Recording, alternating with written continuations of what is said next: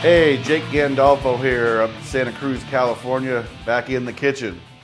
Today I want to show you all how to properly open up a quail egg and poach it. Now, what I'm about to show you with the quail egg is good for any egg. I don't care if it's an ostrich egg, a chicken egg, or a freaking dinosaur egg. This is how you do it. This is how you perfectly poach an egg. I was doing a little thing down in LA a couple months back, and my man said I had the perfectly poached egg that day. I kind of took it to heart. So here we go. Taking my quail egg and a sharp little paring knife, we're just going to make a small insertion and then just run our way right up along the edge of the shell without stabbing the yolk. Very good. Our egg is cracked open. I'm now going to gently deposit the egg into a small little ramekin type vessel. Now that's going to do two things for us. We've got the hard part, getting the egg out of the shell, covered. We're into our little votive, into our ramekin. Also, when we go to drop the egg into our simmering pot of water, it's going to be a way gentler process as we just sort of tip it in and let the egg roll out into our water. Now what I'm going to do, I'm going to add some distilled white vinegar. You can really use any vinegar for that matter. We're using white vinegar. I'm going to drop it into, I've got about 2 cups of water that is simmering. We don't want it too violent or it'll break up the egg. So we want it to just sort of be rolling at a simmer. Adding the vinegar. Now what that vinegar is going to do is it's going to help the egg white stay tight with the yolk. So if we didn't have the vinegar in the pan, the yolk would just sort of separate from the white and it would just be just a sort of fluttering mess inside the pan. What the vinegar does is it has a reaction, chemical reaction in the water with the egg when the egg goes in, and it keeps it in that just nice tight sort of form. So it makes it easier for us to work with. Pulling it out, it's much more attractive visually on the plate. Another cool technique to help keep the egg tight as a whole unit is swirling the water. We can take a spoon and get the water swirling in a spiral, and we just sort of drop our egg right into the middle of the spiral, and that naturally, by just the forces of nature, will keep the egg together as a unit.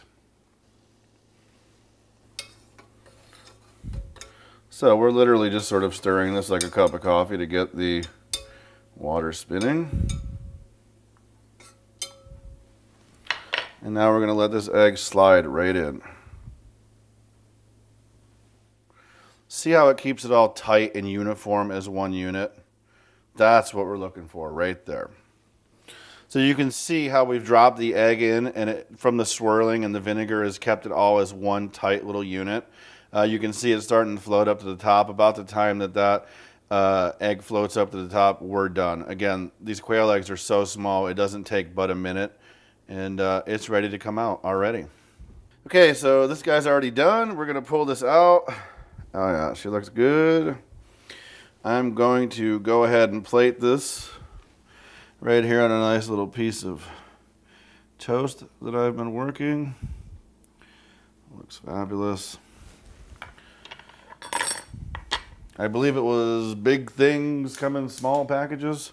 All right, let's cut it open, and we should just have this yolk come running out. And if you happen to have, I don't know, eggs Benedict that you were doing, for example, when you cut into the yolk on top of your stack or over top of whatever your egg is laying over top of, the yolk actually acts as the sauce. It is the natural sauce as it pours out. So if I did my job right here today, we should have a nice yolk come running out of this lovely quail egg. Oh yeah, look at that. It's perfect. It's a wondrous thing of beauty. Okay, so it was a huge success. The egg was cooked perfectly. Might as well just take a little sample while we're here, huh?